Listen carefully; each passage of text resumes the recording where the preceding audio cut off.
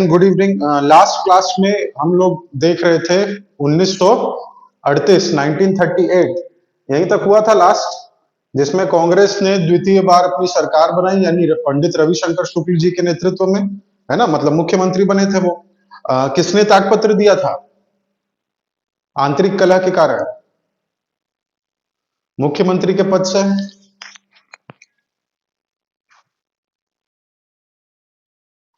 हाँ ठीक है, डॉक्टर नारायण भास्कर खरे जी ने क्या किया था? त्यागपत्र दिया था। Very good.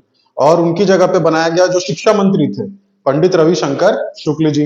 और पंडित रविशंकर शुक्ल शिक्षा मंत्री थे, और कौन सी योजना उन्होंने लागू की थी अपने कार्यकाल में? शिक्षा मंदिर योजना या विद्या मंदिर योजना उन्होंने लागू की थी। ठीक। और जब वो शिक्षा मंत्री से मुख्यमंत्री बने तो उनकी जगह पे शिक्षा मंत्री कौन बने थे? ठाकुर प्यारेलाल सिंह। Very good. ठीक। उसके बाद फिर देखे थे, बहुत सारी चीजें थी, है ना, डिस्कस किए हुए थे। जब ये कौन था उस समय वायसराय? तो लिलित वो था। उसने क्या किया? भारतीयों को शामिल कर दिया था विश्व युद्ध, मतलब जर्मनी के साथ जब युद्ध हो रहा था ब्रिटेन का, तो तब जो प्रांतों की सरकार है कांग्रेस की, उन्होंने सब क्या कर दिया था? त्यागपत्र दे दिया था। और जो कल मैं नोट्स भेजा था, है ना, उसको पढ़े कि नहीं? कम से कम रीड किए एक बार। लिखे तो ठीक है, लिखे लिखे होगे तो। हाँ ठीक है, पढ़े थे ना? जिसमें अगस्त प्रस्ताव आगे देखेंगे, अभी चर्चा करेंगे। व्यक्तिगत सत्याग्रह जो है ना, इसकी भी चर्चा भी आगे करेंगे। वो मैं पहले ही भेज दिया हूं आपको, ताकि जो खाका है आपके माइंड में कि हाँ ABCD आप जान जाए, वो भारतीय इतिहास से संबंधित था, है ना। और जो शुरुआत का जो मैं भेजा था, जब चुनाव वाला 1937 का, वो भारत के परिप्रेक्ष्य में भेजा था कि छत्तीसगढ़ में तो हम लोग पढ़े हैं कि क्या क्या चीजें हुई थी। मैं जो नोट्स में भेजा था, है ना, कल जो PDF, उसमें भारत के परिप्रेक्ष्य में था कि उस चुनाव से रिलेटेड क्या क्या मुद्दे थे। जैसे कि अगर मैं प्रश्न पूछूं, महाराष्ट्र और मध्य प्रांत में स्वतंत्र कामगार दल की स्थापना किसने की थी? वो जो पार्टी थी किसने बनाई थी? स्वतंत्र कामगार दल। Very good.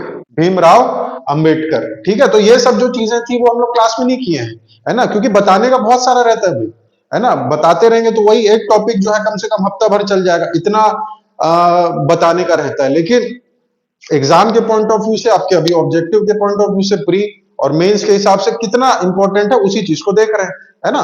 तो जितना क्लास में बताने का रहता है उतना डिटेल हम लोग देखते हैं, और जो मेरे को एक्स्ट्रा लगता है कि हाँ ये चीज भी जरूरी है, उसको मैं भेज देता हूँ नोट्स में। तो उसको अच्छे से क्या कर लिया करो, उतार लिया करो, नोट्स अपने जो प्रॉपर आप बना रहे हो उसमें ऐड कर लिया करो। कितने लोग किए हैं ऐड, और कितने लोग सिर्फ पढ़े हैं? लिखे लिखे तो सब हो गया मेरे ख्याल से भाई। हाँ, लिखना था भाई उसको, है ना। चलिए, क्योंकि मेहनत लगती है भाई। चलिए, अब आते हैं आगे का। 1938 जो चालू था उसी को कंटिन्यू करेंगे। 1938 में छत्तीसगढ़ के इतिहास में बहुत सारी और चीजें हुई। सबसे पहले एक जो शिक्षण समिति बनी थी, याद करिए, छत्तीसगढ़ शिक्षण समिति की क्या हुई थी? स्थापना हुई थी। कब हुआ था छत्तीसगढ़ शिक्षण समिति की स्थापना? कब हुई थी जी? भूल गए? 1937 में। Very good. 1937 में, है ना। तो 1937 में, और इसके जो अध्यक्ष थे या संस्थापक कह सकते हैं, प्रमुख मुखिया, वो कौन थे शिक्षण समिति के? ठाकुर प्यारेलाल सिंह, है ना। और उन्होंने पूरा ग्रुप बनाया था। ग्रुप बनाया था मतलब सभी लोगों को जोड़े थे, कोई समाज सेवी, कोई एजुकेशनिस्ट था, या मतलब बुद्धिजीवी लोग थे, सब अलग अलग विधाओं के जितने भी विद्वान लोग थे, उनको उन्होंने जोड़ के एक समिति बनाई थी। और उस समिति का मुख्य उद्देश्य क्या था कि क्या करना है हमारे बच्चों के लिए, यानी कि 1937 में जब ये शिक्षण समिति बनी थी, तब उन्होंने क्या सोचा कि यहाँ के बच्चों के लिए क्या खोलना है? महाविद्यालय खोलना है, उच्च शिक्षा के लिए, है ना। जो बाहर जा रहे हैं, बनारस जा रहे हैं, कोई सागर पढ़ने जा रहा है, कोई नागपुर पढ़ने जा रहा है, तो यहीं आके पढ़े। तो वो प्रयास उनका उस समय भी डिस्कस किए थे, वो प्रयास उनका क्या हुआ? सफल हुआ था, है ना। और जस्ट एक साल बाद 1938 में एक महाविद्यालय की स्थापना हुई, जहां से आप लोग सब पढ़े भी होंगे मेरे ख्याल से अधिकतर। कौन सा महाविद्यालय? छत्तीसगढ़ महाविद्यालय, है ना। तो हाँ, हेडिंग लिख लीजिए भाई, छत्तीसगढ़ महाविद्यालय की स्थापना। ये हम लोग इतिहास में भी पढ़ते हैं और भूगोल में भी जब पढ़ा जाता है। कौन सा टॉपिक? छत्तीसगढ़ में शिक्षा, है ना, जिसमें यूनिवर्सिटी, कितने यूनिवर्सिटी हैं, प्राइवेट है, सरकारी कितने हैं, मेडिकल वाले कितने हैं, इंजीनियरिंग कॉलेज कितने हैं, उसमें जब पढ़ते हैं तब इसको भी पढ़ा जाता है और भारतीय इतिहास में भी इसका महत्वपूर्ण योगदान है। और जो हम लोग पढ़ते हैं जैसे ठाकुर रामकृष्ण सिंह, है ना, जय नारायण पांडे, ये सब नाम सुने कि नहीं सुने? JN पांडे, जय नारायण पांडे, जिनके नाम से तो अभी स्कूल भी हो गया है, सरकारी स्कूल जो है फायर ब्रिगेड चौक वाला। और ठाकुर रामकृष्ण सिंह का नाम सुने हैं? कौन है ठाकुर रामकृष्ण सिंह? अभी पढ़े नहीं हम लोग, आगे पढ़ेंगे। हाँ बताइए बताइए। और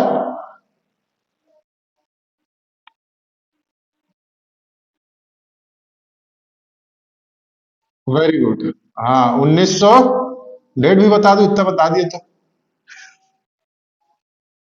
55 है। 19 1955 में। चलिए वो आगे देखेंगे उसको, तो वो आप उसमें भी पढ़ते हैं, जब छत्तीसगढ़ राज्य का गठन पढ़ते हैं तब भी ठाकुर रामकृष्ण सिंह का नाम आता है। वेरी गुड, सही बताया। जिन्होंने मध्य प्रांत की विधानसभा में क्या किया था, उस समय मध्य प्रांति था ना, 1956 में बना है क्या मध्य प्रदेश, है ना। तो मध्य प्रांत की विधानसभा में अशासकीय प्रस्ताव उन्होंने क्या किया था, पारित किया था वो। और उसके पहले जब वो लड़के थे, है ना, जब वो सब योगदान दे रहे थे स्वतंत्रता संग्राम में, तब वो भी यहीं के छात्र थे। कहाँ के? छत्तीसगढ़ महाविद्यालय। तो छत्तीसगढ़ महाविद्यालय की स्थापना, छोटा सा हेडिंग डाल लीजिए, इससे संबंधित क्या क्या प्रश्न पूछता है उसको देखते हैं। ठीक, सबसे पहले तो यह जो प्रयास था, यानी इस महाविद्यालय की जो स्थापना हुई, वो कौन सी समिति के प्रयास से हुई? कौन सी समिति? हाँ, छत्तीसगढ़ शिक्षण समिति। ठीक है, लिख लीजिए। एक मिनट जी, ऐड हो रहा है, हम लोग को ऐड कर लेते हैं। हाँ, सबसे पहला पॉइंट, कब हुआ स्थापित? तो 1938, ये तो भूलोगे नहीं, सब याद है आप लोग को, 1938 में। ठीक, दूसरा पॉइंट, कहां स्थापित हुआ? कहां स्थापित है? तो रायपुर में। कौन सी समिति का प्रयास रहा? तो लिख लीजिएगा, छत्तीसगढ़ शिक्षण समिति। छत्तीसगढ़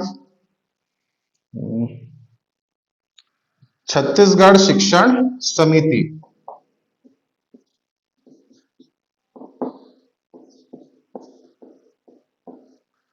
उसके बाद मुख्य योगदान जो है ना, यहीं पे अधिकतर जो नए छात्र हैं, मतलब जो नया नया थोड़ा मतलब स्टार्ट किए हैं पढ़ना, जो पुराने चावल हैं, जो मतलब एक दो साल हो गया जिनको पढ़ते, या जो एक दो बार एग्जाम दिला जा चुके हैं, या जो पढ़ चुके हैं, उनको पता है कि कब क्या क्या लेना है। जैसे यहाँ पे थोड़ा सा कंफ्यूजन होता है। क्या कंफ्यूजन होता है? नए लोग के लिए बता रहा हूँ, पुराने लोग तो जान रहे हैं। संस्थापक अगर पूछेगा, है ना, तो संस्थापक में क्या लेना है? यहाँ पे संस्थापक अध्यक्ष या संस्थापक के तौर पे छत्तीसगढ़ महाविद्यालय की स्थापना में बताया भी था जब शिक्षण समिति देख रहे थे तो, कि ठाकुर प्यारेलाल सिंह। वेरी गुड, ठाकुर प्यारेलाल सिंह आएंगे संस्थापक अध्यक्ष में। अध्यक्ष पूछे या संस्थापक पूछे तो। और अगर इसके प्रथम प्राचार्य पूछेगा, तो जो छत्तीसगढ़ कॉलेज जिनके नाम से है ना, वो क्या थे? इसके प्रथम प्राचार्य थे इस महाविद्यालय के। तो थोड़ा सा देख लीजिएगा, संस्थापक पूछ रहा है या अध्यक्ष पूछ रहा है या फिर प्राचार्य पूछ रहा है, तो उसमें आपको अलग अलग लेना है। ठीक, तो यहां पे लिख लीजिए भाई, संस्थापक या किनका मुख्य प्रयास रहा या किनका मुख्य योगदान रहा, ब्रैकेट में लिख भी दो प्रमुख योगदान करके। तो ठाकुर प्यारेलाल सिंह, ठाकुर प्यारेलाल सिंह जी। और अगर प्राचार्य पूछेगा तो प्राचार्य कौन है? हाँ, प्रोफेसर जे योगानंदन जी। Professor J योगानंदन। तो इनके सभी पॉइंट्स इंपॉर्टेंट है। ठीक है, क्या क्या, कब?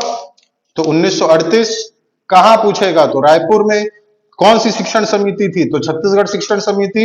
डेट भी चाहो तो आप लिख सकते हो, 1937 में स्थापित हुआ था, 1937 में इसने प्रयास किया, है ना। और फिर प्रमुख जो संस्थापक थे वो यही थे जिनका प्रमुख योगदान रहा, ठाकुर प्यारेलाल सिंह जी। और प्राचार्य पूछेगा तो कौन है? Professor J Yoganandan. इतना तो याद ही रहेगा, सब जान ही रहे हैं।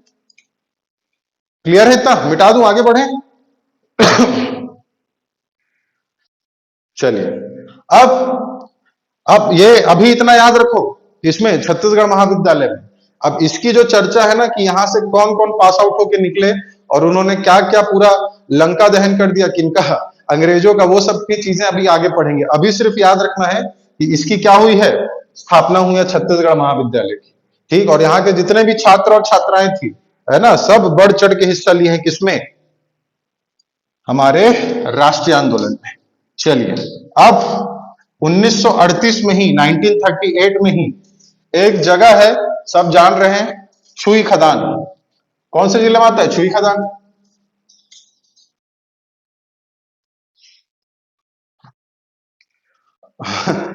अब तो जिला बन गया ना, सही बता रहे थे, गंडई छुई खदान, है ना, खैरागढ़ गंडई छुई खदान अब जिला बन गया है। पहले कौन से जिले में आता था? पहले राजनांदगांव जिले में आता था, लेकिन अब अपना जिला बन चुका है। तो जैसे कि हम लोग स्थान लिखते हैं तो स्थान के ब्रैकेट में क्या लिखते हैं? जिला लिखते हैं ना। तो अब आप छुई खदान के बाद जिला राजनांदगांव नहीं लिखेंगे, आप क्या लिखेंगे? खैरागढ़ गंडई छुई खदान करके, ठीक है, KGC करके। ठीक, चलिए, तो यहां पे क्या हुआ था, थोड़ा सा स्टोरी देख लेते हैं। यहां पे एक जंगल सत्याग्रह हुआ था। देखिए, मुख्य रूप से जो जंगल सत्याग्रह है वो कौन से आंदोलन के समय हुए थे? प्रमुख जंगल सत्याग्रह, अस सविनय अवज्ञा आंदोलन की असहयोग आंदोलन? सविनय, सविनय है। हाँ, और असहयोग के समय क्या हुआ था? एक आध कोई आंदोलन हुआ था असहयोग के समय, जंगल सत्याग्रह?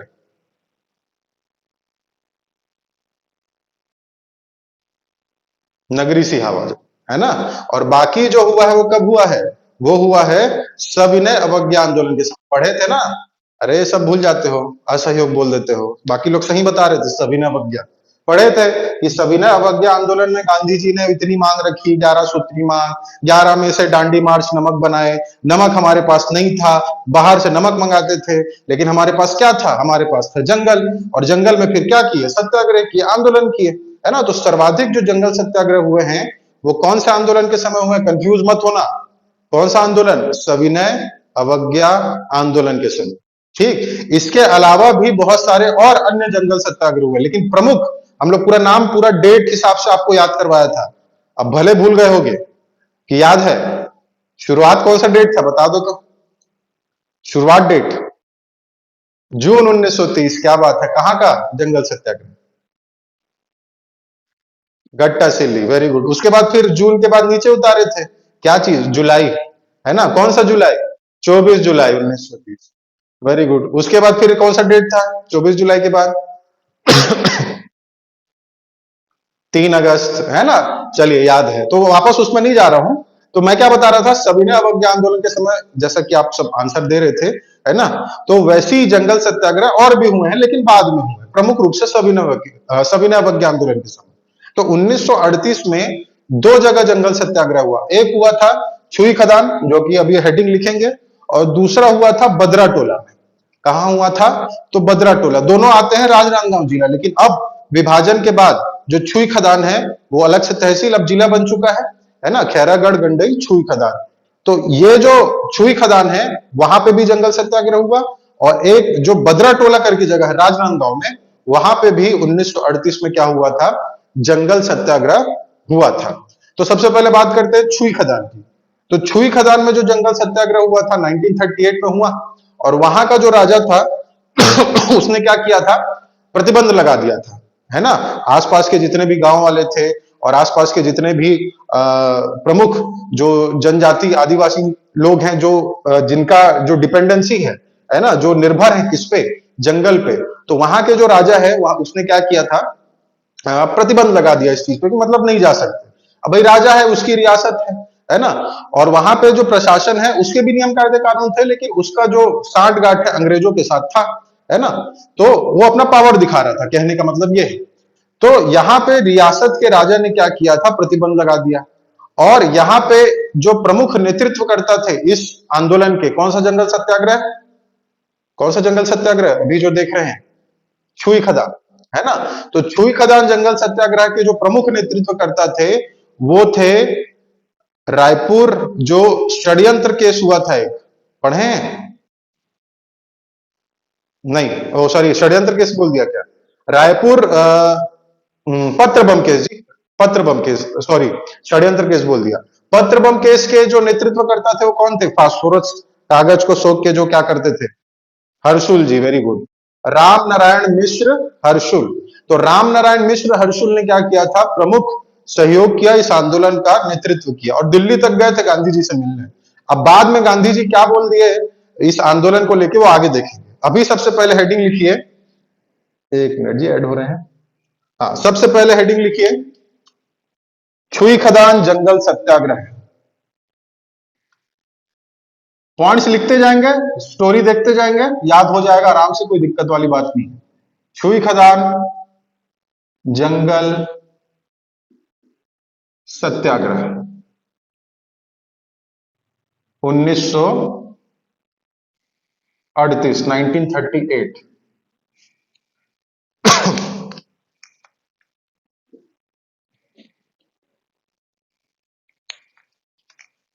सबसे पहला पॉइंट,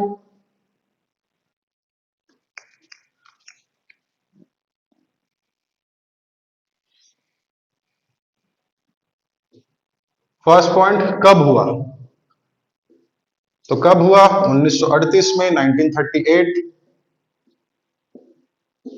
नेक्स्ट पॉइंट, कहां हुआ, तो जिला आपको पता ही है,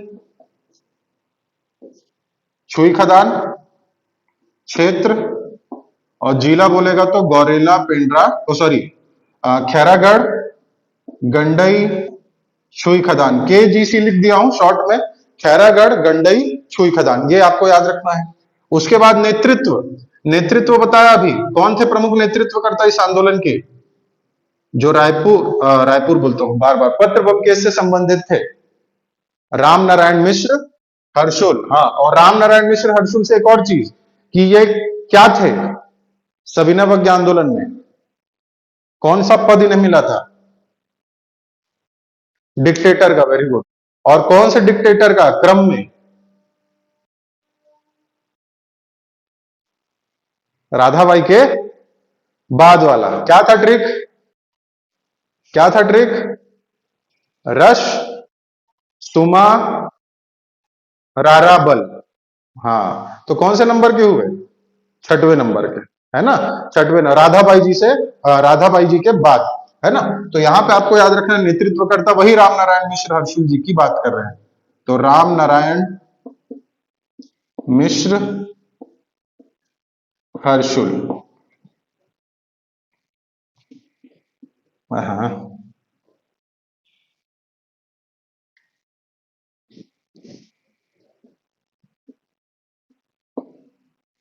कोई फ्री रहता है तो बताना, तो उधर ही लिंक आप लोग भेज दिया करो, उधर ही से ऐड कर दिया करो, तो इधर मैं क्लास में बताते रहता हूँ, इधर ऐड करते रहता हूँ, वो होता है। चलो, तो राम नारायण मिश्र हर्षुल ये क्या थे, नेतृत्व करता थे। उसके बाद कारण भी लिख लीजिए कि कारण क्या था इस आंदोलन का, तो कारण क्या था, जनता को यहाँ के राजा मतलब छुई खदान के राजा, जनता को राजा द्वारा, राजा और वहां का जो दीवान था वो भी, जनता को राजा व दीवान द्वारा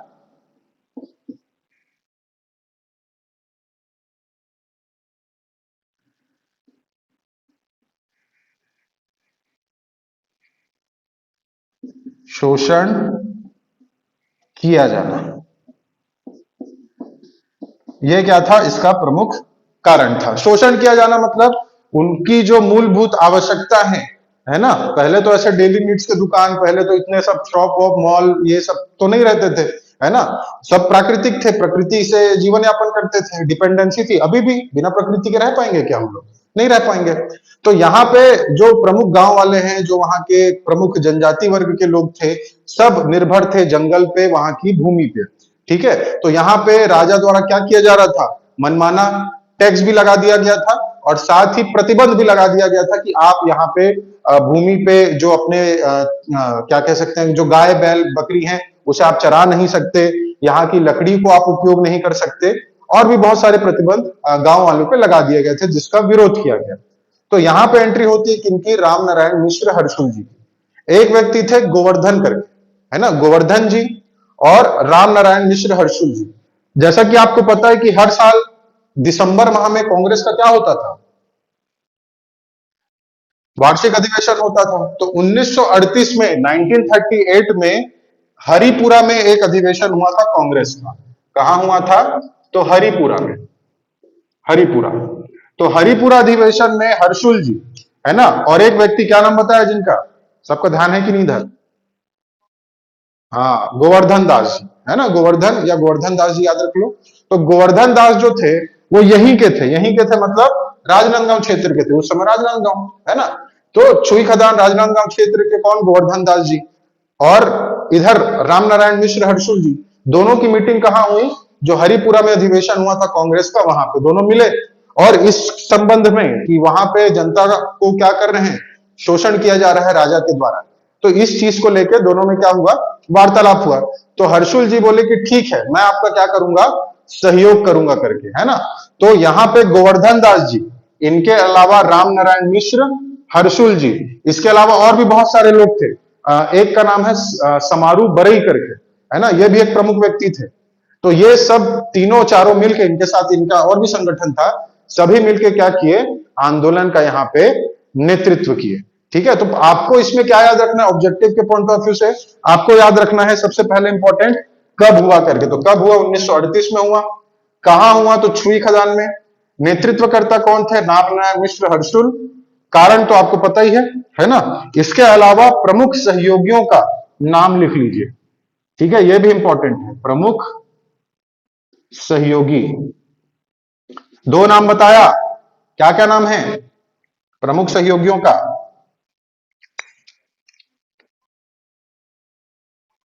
हाँ, समारू बरई, पहले गोवर्धन दास, गोवर्धन दास, और दूसरे व्यक्ति थे समारू बरई। ये इस क्षेत्र के बड़े नाम, इस क्षेत्र के मतलब छुई खदान, जंगल सत्याग्रह से संबंधित है। ठीक, अब प्रमुख चीजें लिख लीजिए कि क्या क्या हुआ घटनाक्रम। तो यहां पे आपको बताया कि जो हर्षुल जी हैं और जो गोवर्धन दास जी हैं, दोनों कहां गए हुए थे,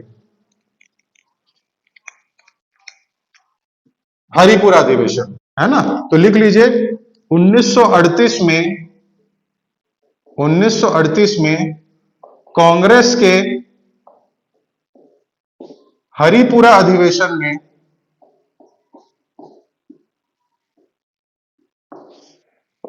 हर्षुल, मैं पूरा नाम नहीं लिख रहा हूं, आप पूरा नाम लिखिएगा नोट्स में, है ना। मैं हर्षुल बस लिख रहा हूं, यानी कि राम नारायण मिश्र हर्षुल, वह गोवर्धन दास की भेंट हुई, वह गोवर्धन दास की भेंट हुई। ठीक, अब यहां पे अगर मैं बोलूं कि ये जो लाइन हम लोग लिखे हैं कारण में, क्या, कि जनता का राजा व दीवान द्वारा शोषण किया जाना, ये क्या था, प्रमुख कारण था छुई खदान का। तो यहाँ पे शोषण किया जाना का अर्थ क्या है, कैसे बताएंगे कि जनता का शोषण राजा कैसे कर रहा था, दो तीन बताइए, किस प्रकार से आप बताएंगे। अभी बताया भी मैं क्लास में कि कैसे उनका शोषण किया जा रहा था, कैसे शोषण, क्या क्या बोले, एक बार शुरू से बताइए, कट गया आवाज आप।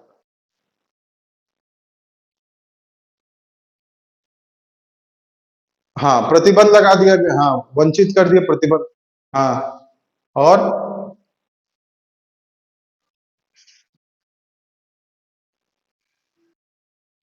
हाँ, वनों पे आश्रित लोगों को प्रतिबंध लगा दिया गया था। ठीक, और बताया था एक पॉइंट और, हाँ, मवेशी ठीक है, चरने से मना कर दिया। हाँ, एक और पॉइंट बताया था, अगर ध्यान से सुने होंगे तो, टैक्स बढ़ा दिया गया था, वेरी गुड, टैक्स लगा दिया गया था कि अगर आप वन का उपयोग कर रहे हो तो आपको क्या देना पड़ेगा, आपको टैक्स देना पड़ेगा। जमीन गांव वालों की, वहां के प्रमुख आदिवासियों की, ठीक, जो जंगल है वो वहां के आदिवासियों का, ठीक, जल भी, पानी भी आदिवासियों का, लगा रहा है टैक्स कौन, राजा, क्यों, क्योंकि मेरे अंदर आता है, ठीक है, और टैक्स लगा दिया, अगर उपयोग कर रहे हो तो आपको देना पड़ेगा टैक्स। अब यहाँ पे हर्षुल जी क्या करेंगे, जैसे कि बिलासपुर में, जैसे कि रायपुर के गांवों में, है ना, ठाकुर प्यारेलाल सिंह, इसके अलावा बिलासपुर में भी आंदोलन चला था, क्या मत दो अंग्रेजों को, कर मत दो आंदोलन चला, वेरी गुड, कर मत दो आंदोलन चला।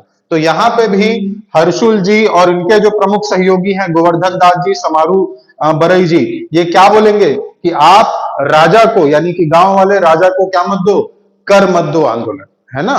तो यहाँ पे भी राजनांदगांव बोल रहा हूं, छुई खदान में क्या चला था, कर मत दो आंदोलन चला था, और किसको करना दो, राजा को, उस रियासत के प्रमुख राजा को कर मत दो, ठीक है। तो यहां पे दूसरा पॉइंट आप लिख लीजिए भाई, राजा की शोषणकारी नीतियों के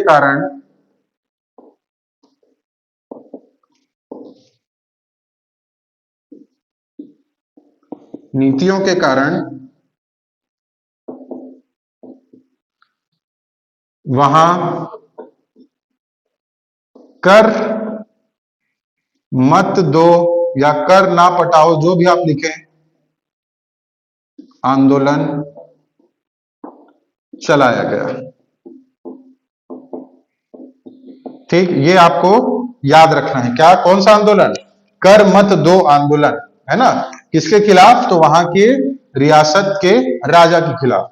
उसके बाद तीसरा पॉइंट, अब क्या हुआ, वहां पे फिर भी जो शोषणकारी नीतियां हैं थमने का नाम नहीं ली, क्योंकि उनको सपोर्ट मिला हुआ है किसका, ऊपर से प्रशासन का, और प्रशासन में कौन बैठे, अंग्रेज बैठे। अब यहाँ पे 1938 से ये चालू हुआ था, 1900 जो 38 में चालू हुआ, 39 में फिर यहाँ पे जो प्रमुख नेतृत्व करता थे कौन, राम नारायण मिश्र, हर्षुल। अब वो देखे कि अब इस स्थिति को हमको आगे संभालना है, आगे बढ़ाना है, तो ये भी जैसे कि जब वो हुआ था क्या, कंडेल नहर सत्याग्रह, कंडेल नहर सत्याग्रह में जब स्थिति अब अपने आप बाहर होने लगी, तो वहां पे सुंदरलाल शर्मा किनको बुलाने गए थे, महात्मा गांधी को बुलाने गए थे, है ना।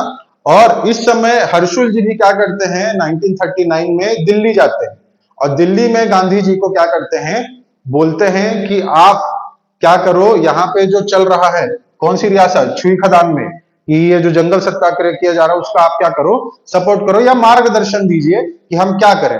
तो गांधी जी क्या बोलेंगे, ठीक है मैं आ रहा हूं करके, नहीं, गांधी जी क्या बोलते हैं कि हमको जो है, यानी कि कांग्रेस को जो है, वो रियासतों के इंटरनल मैटर में हमको नहीं पढ़ना चाहिए।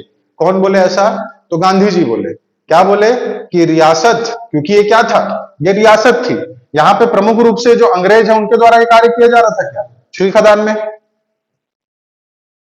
नहीं, है ना, यहाँ पे हाँ, जनता का राजा और दीवान द्वारा शोषण, प्रमुख व्यक्ति कौन है यहाँ पे, राजा और दीवान है।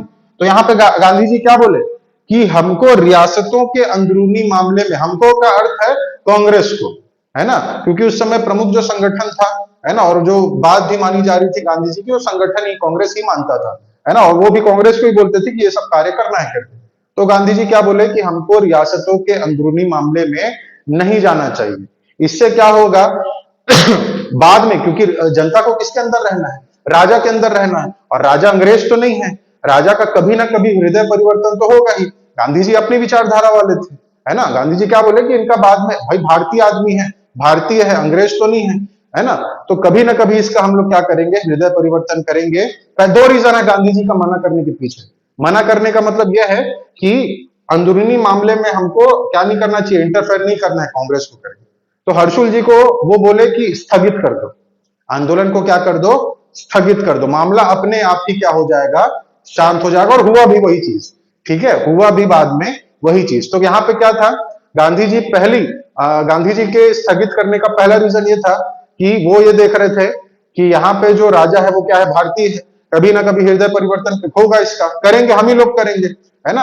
और अगर इस पे कोई दबाव डाला गया या इस पे कोई आंदोलन और बड़ा किया गया, कोई बड़ा आंदोलन खड़ा किया गया, तो रियासतों के जो राजा है उनको अधिकार प्राप्त थे, है ना। तो ये क्या करेंगे, अपनी जनता का और शोषण करेंगे, उनको दबा देंगे, उनको मार देंगे, कुछ भी कर सकते। तो ये डर था गांधी जी को कि ये जो राजा है वो क्या कर सकते हैं, अपनी जनता से मतलब जनता को और नुकसान पहुंचा सकते हैं, इसलिए मना की। और दूसरा रीजन क्या था कि गांधी जी एक और जो है एक आंदोलन खड़ा करना चाह रहे थे, वो उसकी रूपरेखा वो तैयार कर रहे थे, ठीक है। उसके लिए उनका सबको सहयोग चाहिए था। आगे देखेंगे 1940 में एक और आंदोलन खड़ा किया गया था। कौन सा आंदोलन? हाँ, नोट्स में भेजा था, हाँ वेरी गुड। तो ये नोट्स में भेजा भी था कल, थोड़ा सा पॉइंट पॉइंट थे उसके। तो यहाँ पे गांधी जी क्या बोले कि आंदोलन को क्या कर दो, क्या कर दो जी, स्थगित कर दो, ठीक है, अभी फिलहाल के लिए इसको छोड़ दो, है ना। तो यहाँ पे आपको लास्ट में यही लिखना है, जैसे कि हम लोग लिखते थे आंदोलन सफल हुआ कि असफल हुआ, यहाँ पे क्या लिखेंगे कि आंदोलन स्थगित हो गया, है ना। यहाँ पे क्या लिखना है, आंदोलन स्थगित हुआ। और आंदोलन को कौन स्थगित किए? ये स्थगित किए क्या, राम नारायण मिश्र हर्षुल जी स्थगित किए? किसके कहने पे स्थगित हुआ? महात्मा गांधी के कहने, ठीक है। चलिए, तो यहां पे लिख लो थोड़ा सा लाइन। 1939 में हर्षुल जी यानी राम नारायण मिश्र हर्षुल जी गांधी जी से मिलने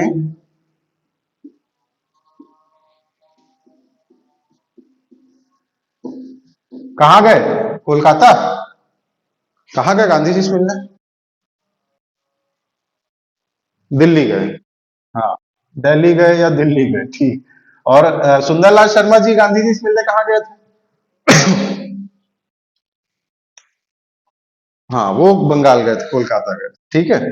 तो यहां पे गांधी जी से मिलने दिल्ली गए। गांधी जी रियासत के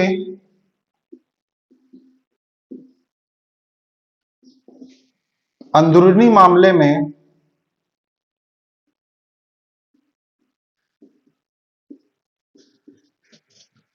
इधर का लिख लिया, मिटा दूं इस तरफ।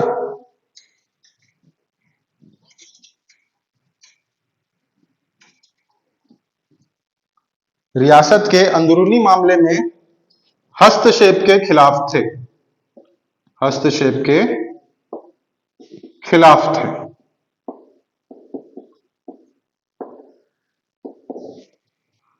और क्यों खिलाफ थे, क्या रीजन बोले वो कि मैं हस्तक्षेप नहीं कर सकता, यानी कि कांग्रेस हस्तक्षेप नहीं कर सकती? क्यों नहीं कर सकती, क्या कहना था उनका? मेन रीजन क्या बोले वो? हाँ, क्योंकि रियासतों का मामला था और उनको यह डर था कि रियासत यानी कि राजा जनता को क्या कर सकते हैं, और नुकसान पहुंचा सकते हैं, ठीक है। तो यहां पे लिख लीजिए, उनका कहना था, उनका कहना था कांग्रेस के हस्तक्षेप के बाद, कांग्रेस के हस्तक्षेप के बाद रियासत जनता को और नुकसान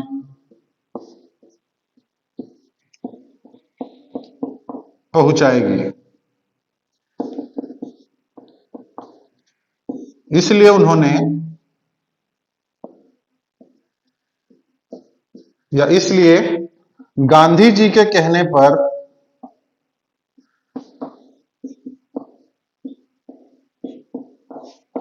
आंदोलन को स्थगित कर दिया गया।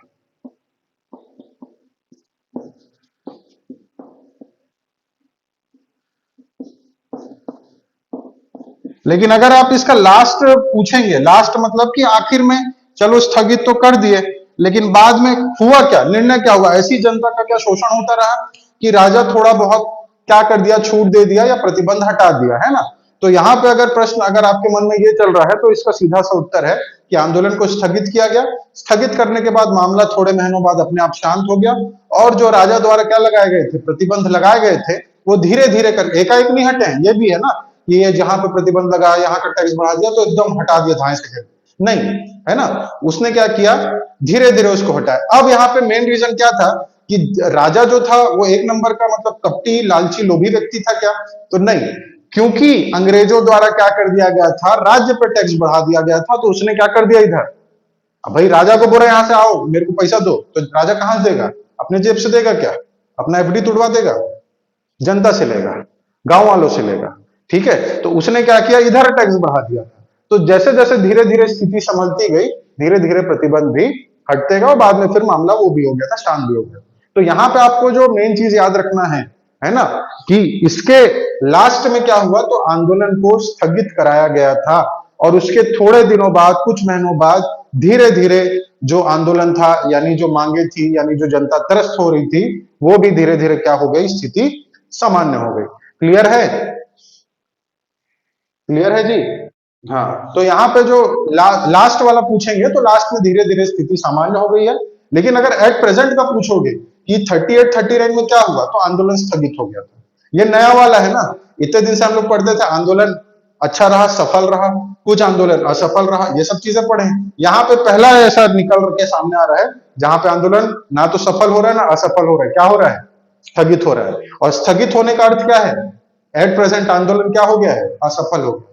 स्थगित करने का तो ये अर्थ है ना कि कुछ आपने इतना प्रयास किया लेकिन कुछ भी उसका कंक्लूजन या रिस्पॉन्स कुछ नहीं हुआ, ना निकला, तो एक तरह से आंदोलन असफल था शुरुआत में, लेकिन धीरे धीरे स्थिति सामान्य होती गई। तो यहाँ पे जो इंपॉर्टेंट पॉइंट थे वो थे, अभी ऑब्जेक्टिव के लिए, आपके प्री के लिए, वो क्या था, पहला पूछ रहा हूं उत्तर देते जाना, छुई खदान जंगल सत्याग्रह कब हुआ?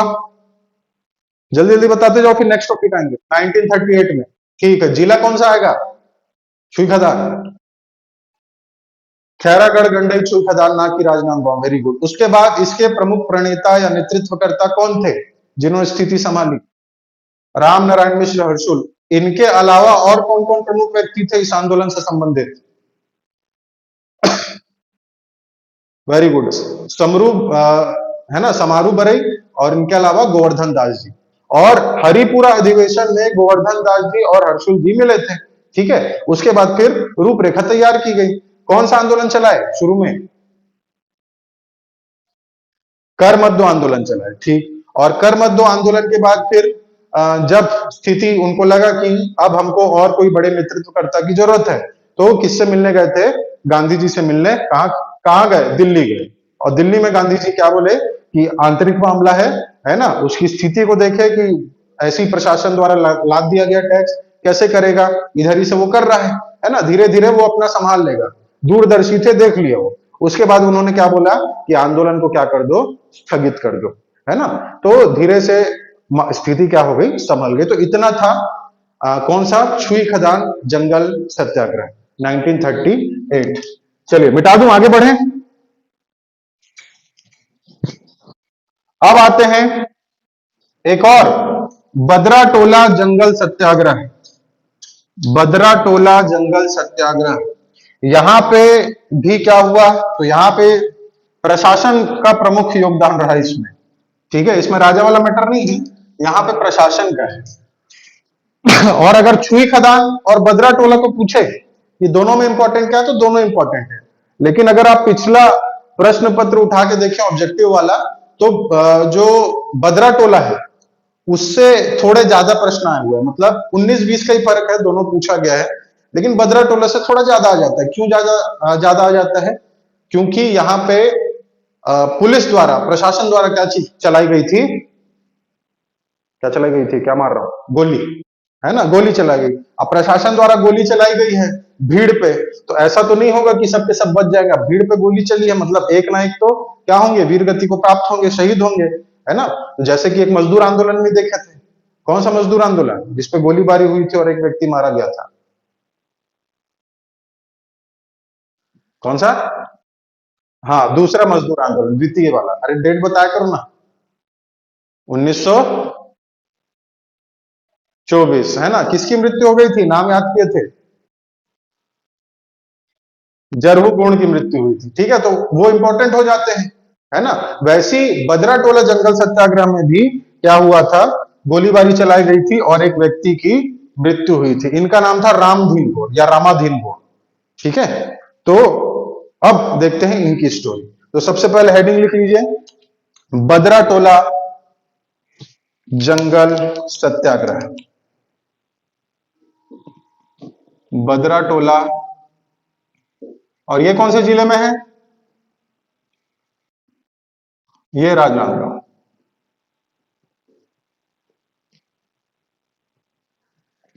लेकिन अगर जंगल सत्याग्रह की बात करेगा ना, कि जितने भी जंगल सत्याग्रह हैं उसमें भी सबसे इंपॉर्टेंट वाले कौन से हैं पूछेगा, तो वही 1930, यानी कि जो सविनय अवज्ञा आंदोलन के समय जंगल सत्याग्रह हुए, वो सब इंपॉर्टेंट है। और उसमें भी जो इंपॉर्टेंट इंपॉर्टेंट पॉइंट याद किए थे उसको तो एकदम कंठस्थ कर ही लेना है, कि कहां पे थप्पड़ मारा गया था एमपी दुबे को। कहां पे मारा गया था सर? गाल में मारा गया था। अरे स्थान पूछ रहा हूं, स्थान। तो तमोरा, तमोरा की लभरा,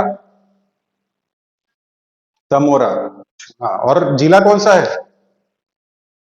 महासमुंद। और किसने थप्पड़ मारा था? 16 साल की लड़की, क्या नाम था? बालिका दयावती। नाम दयावती था, लेकिन प्रशासन के खिलाफ कोई दया नहीं दिखाई, उसने सीधा जड़ दिया थप्पड़।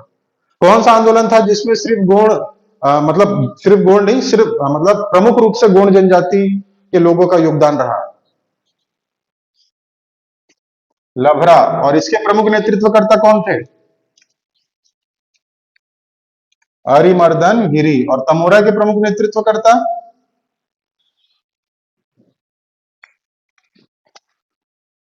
वेरी गुड, शंकरराव गनौद वाले और यतीयतन लाल। कौन सा आंदोलन जिसमें कंवर जनजाति का प्रमुख योगदान रहा? कोरबा का बांधाखार। Very good. बेमेतरा के नेतृत्वकर्ता कौन थे, बेमेतरा जंगल सत्याग्रह के? Very good, Vishwanath Yadav Tamaskar, V भाई तमस्कर जिन्हें हम कहते हैं। गुड, ऐसी आंसर आना चाहिए भाई, अच्छा लगता है। चलिए, तो फर्स्ट पॉइंट, बदराटोला जंगल सत्याग्रह फर्स्ट कब हुआ? तो 1939 में। ठीक है, 1939। और डेट अगर भी पूछ ले तो 21 जनवरी। 21 जनवरी। 21 को उल्टा कर दो, क्या आता है? 12। 12 जनवरी क्या होता है जी? हाँ, क्या होता है 12 जनवरी को? युवा दिवस होता है। हाँ, किसका जन्मदिन, सॉरी किनका जन्मदिन? स्वामी विवेकानंद जी। ठीक, तो 1939 डेट या भी याद रखना, 21 जनवरी, है ना। जंगल सत्याग्रह हुआ कहां हुआ? तो बदराटोला में। ये सब चिल्हर वाले हैं ना, इसमें एकदम कथा कहानी नहीं है, इसमें सिर्फ पॉइंट्स हैं। राजनांदगांव। नेक्स्ट पॉइंट, इसके नेतृत्वकर्ता कौन थे, ये इंपॉर्टेंट है ना। तो इसके जो प्रमुख नेतृत्वकर्ता या इसके जो प्रमुख प्रणेता थे, वो थे जिन्होंने जो तीसरा मजदूर आंदोलन हुआ था, है ना, उसमें मजदूर और उसमें जो प्रशासन था, यानी जो प्रबंधन था मिल का, वो दोनों के बीच वार्तालाप की एक कड़ी बने थे। मजदूरों के लिए उन्होंने वार्ता की थी। कौन? रुईकर जी। हाँ, मिस्टर रुईकर। पूरा नाम क्या है मिस्टर रुईकर का?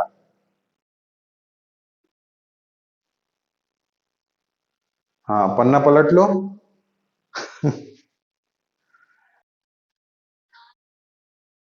आरएस था, रोमन साहू।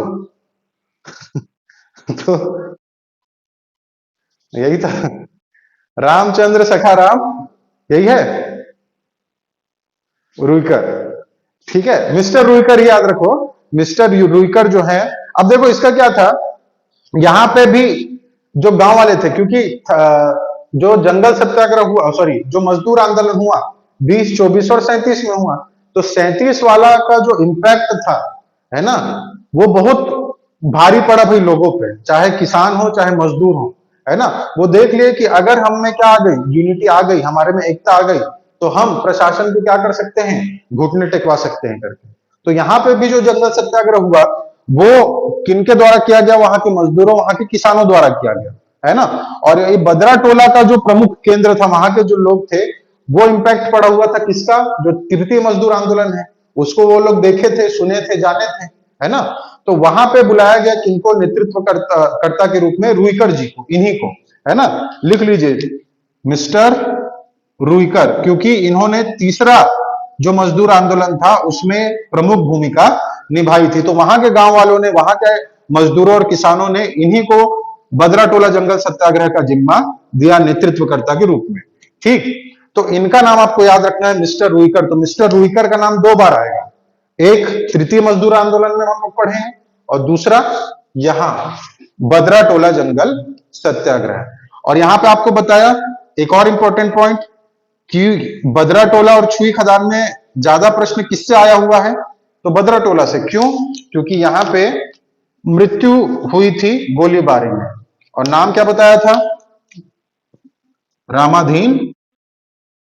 हाँ, कई बुक्स में रामधीन दिया रहता है, कई बुक्स में रामाधीन दिया रहता है, दोनों आप लिख सकते हो, गुण, रामाधीन या रामधीन गुण। ये इंपॉर्टेंट है भाई, पूछा है ये भी। नेक्स्ट पॉइंट, प्रमुख चीजें,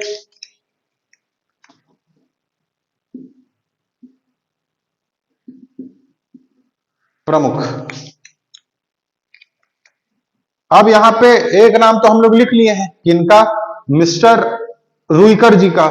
इसके अलावा और भी लोग थे राजनांदगांव के, जिसमें एक नाम शायद आप पढ़े भी हैं, हम शायद क्या पढ़े हैं, राजूलाल शर्मा जी का नाम पढ़े हैं, राजूलाल शर्मा। हाँ, किसमें पढ़े हैं राजूलाल शर्मा, इसी में ही पढ़े हैं, वेरी गुड। तृतीय मजदूर आंदोलन में ही तो पढ़े थे, जब उनको निष्कासित कर दिया था ठाकुर प्यारेलाल सिंह को, तब उनके बिहाफ में राजनांदगांव की स्थिति कौन संभाल रहे थे, लोगों को प्रेरित, जागरूक, जागृत करने का काम कौन कर रहे थे, राजूलाल शर्मा कर रहे थे, है ना। तो राजूलाल शर्मा और चंपालाल शर्मा, है ना, ये दो लोगों की भी प्रमुख भूमिका रही इसमें, बदरा टोला जंगल सत्याग्रह में। जैसे कि इसके पहले छुई खदान पढ़े, छुई खदान में समरू बरई, समारू बरई, इनके अलावा गोवर्धन दास जी का प्रमुख योगदान रहा। वैसी बदरा टोला में राजूलाल शर्मा और चंपालाल शर्मा का भी प्रमुख योगदान रहा। तो आपको मैं बताया भी कि ये बदरा टोला जंगल सत्याग्रह, यानी बदरा टोला इस क्षेत्र के लोग सबसे ज्यादा किस आंदोलन से प्रेरित होकर ये कार्य कर रहे हैं, किससे प्रेरित है ये लोग, तृतीय मजदूर आंदोलन से। Very good. तो तृतीय मजदूर आंदोलन के ही नेता लोग आएंगे ना यहाँ पे नेतृत्वकर्ता के रूप में, उन्हीं से जुड़े लोग आएंगे। तो आपको दिखाई दे रहे हैं कौन, रुईकर जी। इसके अलावा राजूलाल शर्मा भी तृतीय मजदूर आंदोलन से संबंधित, नाम पढ़े उनका। तो लिख लीजिए, आंदोलन को या आंदोलन में राजूलाल शर्मा,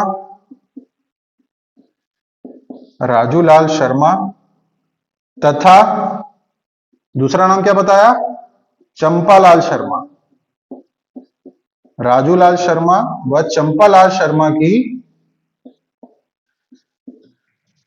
प्रमुख भूमिका रही।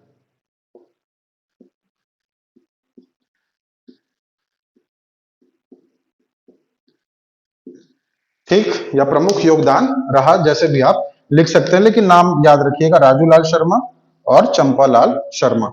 ऑब्जेक्टिव में कभी नहीं पूछा है इनका नाम, है ना, मेंस में आपको लिखना पड़ेगा।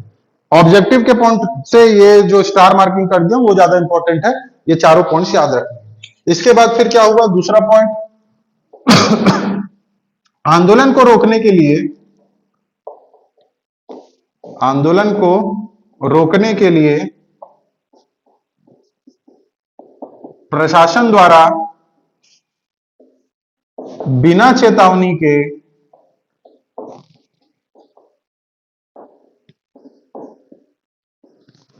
या बिना चेतावनी दिए, ऐसा लिख लो, बिना चेतावनी दिए गोलियां बरसाई गई,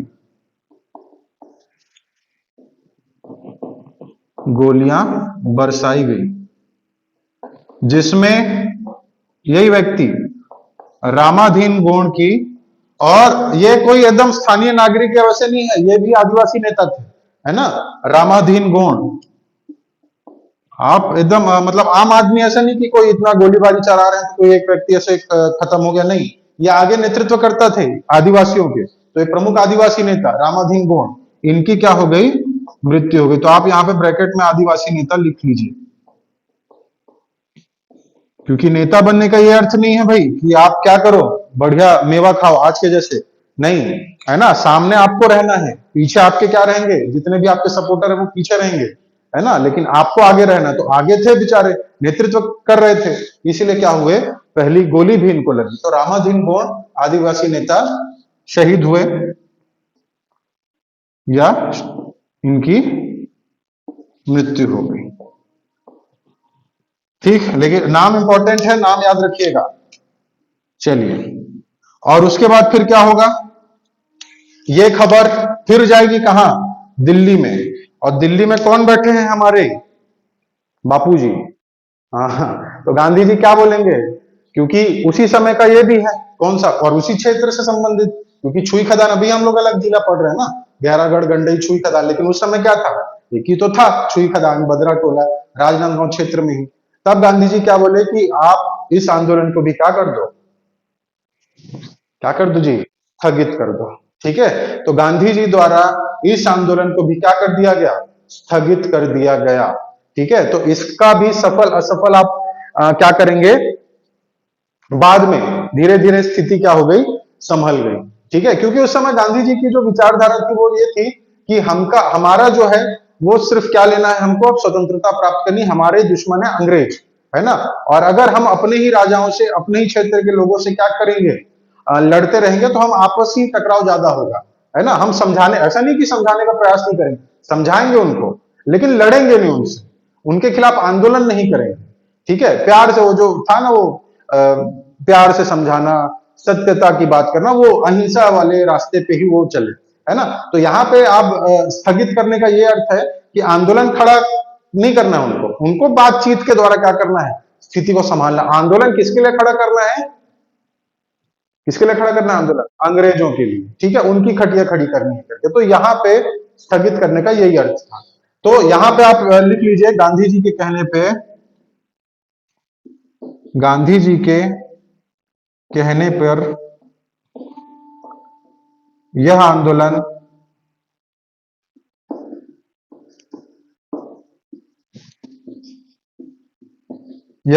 को स्थगित कर दिया गया। अब जैसा कि आपको मैं बताया कि ये कब की बात है, 1939 की बात, और जस्ट 1940 में, 1940 में एक और आंदोलन पूरा देश में खड़ा हो जाएगा, पवनार आश्रम से चालू होगा। कौन सा आंदोलन, अभी थोड़ी देर पहले डिस्कस भी किए थे, व्यक्तिगत सत्याग्रह। लेकिन जो व्यक्तिगत सत्याग्रह है, जिसकी हम लोग अभी चर्चा करेंगे नेक्स्ट क्लास में, या अभी अभी तो नहीं कर पाएंगे, एक और टॉपिक देखना है, कल करेंगे। तो जो व्यक्तिगत सत्याग्रह है वो उतना इंपैक्ट नहीं डाल पाया, उतना सफल नहीं हो पाया एज कंपेयर टू जो पहले आंदोलन हुए थे। पहले जो बड़े आंदोलन थे कौन कौन से थे, 1920 से 22 तक चला कौन सा आंदोलन, असहयोग आंदोलन। 1930 1932 में चला कौन सा आंदोलन, सिविल डिसोबीडियंस मूवमेंट। हाँ, सविनय अवज्ञा आंदोलन, कितना इंपैक्ट डाले थे, गांव का बच्चा बच्चा क्या किया था, राष्ट्र आंदोलन में जागृत करने का कार्य किया, है ना। बच्चा बच्चा उस आंदोलन को जान गए थे, छोड़ दिए स्कूल, नहीं पढ़ेंगे करके, कपड़ा त्याग दिए, खादी पहन लिए, है ना। तो उसका बहुत इंपैक्ट पड़ा। लेकिन जो व्यक्तिगत सत्याग्रह हुआ उसका उतना इंपैक्ट लोगों के बीच नहीं जा पाया था। ठीक है, तो थोड़ा सा मतलब क्या रहा, वो कमतर रहा एज कंपेयर टू बाकी वाले, तो उसकी चर्चा आगे करेंगे हम लोग। लेकिन उसके 2 साल बाद गांधी जी एक और आंदोलन खड़ा करेंगे, क्या छोड़ो, भारत छोड़ो आंदोलन, क्विट इंडिया मूवमेंट। तो वो आंदोलन और बड़ा रहा, है ना। तो सविनय सबसे पहले असहयोग आंदोलन अच्छा तगड़ा चला वो, है ना, लेकिन वही चौरा चौरी घटना के कारण उसको बंद करना पड़ा, उसको बंद करा दिया गांधी जी। ठीक है, उसके बाद फिर सविनय अवज्ञा आंदोलन चला। ठीक है, उस प्रथम द्वितीय, उसके बाद फिर क्या, व्यक्तिगत सत्याग्रह 1940 में। लेकिन ये थोड़ा सा कम था एज कंपेयर टू जो बाकी आंदोलन खड़े हुए थे बड़े बड़े, उससे थोड़ा इसका प्रभाव कम रहा। फिर 42 में क्या होगा, क्विट इंडिया मूवमेंट चालू होगा, भारत छोड़ो आंदोलन, वो बहुत बड़ा आंदोलन रहेगा, जिसमें फिर से वही बच्चे बच्चे से लेके बूढ़े तक, महिलाएं फिर एकदम एकजुट होकर क्या करेंगे, कार्य करेंगे। तो 1940 और चर्चा करेंगे आगे, लेकिन उसके पहले 39 में आपको याद रखना है, बदरा टोला, राजनांदगांव, मिस्टर रुईकर, मृत्यु रामाधीन गोंड जी की, प्रमुख भागीदारी राजूलाल शर्मा और चंपालाल शर्मा की, और आंदोलन क्या हुआ है, स्थगित हुआ है। वैसी 1939 में, अब 38 में कौन सा अधिवेशन हुआ था, कांग्रेस का। हर साल होता था वार्षिक सम्मेलन, हरिपुर अधिवेशन हुआ। अब 39 में भी कोई अधिवेशन होगा ना, और 39 में जो अधिवेशन हुआ था वो आप शुरू से, जब हम लोग आधुनिक इतिहास पढ़ रहे हैं उसमें हम लोग लिख लिए थे। 39 में कौन सा अधिवेशन हुआ था, जो भूगोल में भी पढ़ते हैं, त्रिपुरी अधिवेशन। Very good. तो अब जो आपका हेडिंग रहेगा वो रहेगा कांग्रेस का त्रिपुरी अधिवेशन। मिटा दू इसको, चलिए, कांग्रेस का त्रिपुरी अधिवेशन। लेकिन कांग्रेस के त्रिपुरी अधिवेशन चालू करने से पहले आज की क्लास में जो जो पढ़े उसको मैं पूछ रहा हूं, एक बार बताइएगा जल्दी से। सबसे पहले छत्तीसगढ़ शिक्षण समिति द्वारा उसके प्रयास से कौन सा महाविद्यालय बना, छत्तीसगढ़ महाविद्यालय। ठीक है, कब बना, जल्दी जल्दी, कब बना, 1938, 1938 में। प्राचार्य कौन थे, प्रथम जय योगानंदम। हाँ, उसके बाद संस्थापक अध्यक्ष कौन थे, ठाकुर प्यारेलाल सिंह। ठीक, उसके बाद छुई खदान जंगल सत्याग्रह पढ़े। छुई खदान जंगल सत्याग्रह कब हुआ था, 1938 में हुआ था। ठीक, इसके प्रणेता, इसके नेतृत्वकर्ता कौन थे, राम नारायण मिश्र, हर्षुल। इनके अलावा दो व्यक्तियों के और नाम बताइए जिनकी प्रमुख भूमिका रही। वेरी गुड, ये नाम भूलना नहीं भाई, गोवर्धन दास जी और समारू बरई जी। ठीक, गोवर्धन दास जी और राम नारायण मिश्र, हर्षुल, दोनों की मीटिंग कहाँ हुई, कहाँ मिले थे दोनों, कांग्रेस के हरिपुर अधिवेशन, और चर्चा हुई। ठीक, उसके बाद आंदोलन में भाग लेने आ गए, और कौन सा आंदोलन चलाए थे, कर मत दो आंदोलन, और बाद में दिल्ली गए, गांधी जी ने स्थगित करवा दिया। ठीक, उसके बाद फिर बदरा टोला कब हुआ, डेट सहित, डेट सहित 21 जनवरी 1939, 1939 में हुआ था। ठीक है, इसके प्रणेता, इसके नेतृत्वकर्ता कौन थे, मिस्टर रुईकर। दो प्रमुख भूमिका जिनकी रही, शर्मा शर्मा, वेरी गुड, राजूलाल शर्मा और चंपालाल शर्मा जी। ठीक, उसके बाद फिर किस व्यक्ति की मृत्यु हुई गोलीबारी में, रामाधीन गोंड जी की, और यह भी आंदोलन क्या हुआ, स्थगित हुआ गांधी जी के कहने पर। ठीक है, अब सबसे इंपॉर्टेंट अधिवेशनों में से एक त्रिपुरी अधिवेशन, हेडिंग डालिए। ये बहुत मामलों में इंपॉर्टेंट है त्रिपुरी अधिवेशन, है ना, अपने आंतरिक मतभेदों के चलते भी और छत्तीसगढ़ के चलते भी। छत्तीसगढ़ से रिलेटेड क्या क्या चीज है उसको देखेंगे। तो सबसे पहले हेडिंग लिख लीजिए, और इसमें कोई पॉइंट को मैं मार्किंग नहीं कराऊंगा भाई, सभी पॉइंट इंपॉर्टेंट है। इसके जितने भी पॉइंट मैं लिखाऊंगा त्रिपुरी अधिवेशन के, सभी पॉइंट एकदम कंठस्थ होने चाहिए। तो त्रिपुरी, ऐसे लिख लो, कांग्रेस का त्रिपुरी अधिवेशन, कांग्रेस त्रिपुरी अधिवेशन, कांग्रेस का त्रिपुरी अधिवेशन। चलिए, कहा है त्रिपुरी,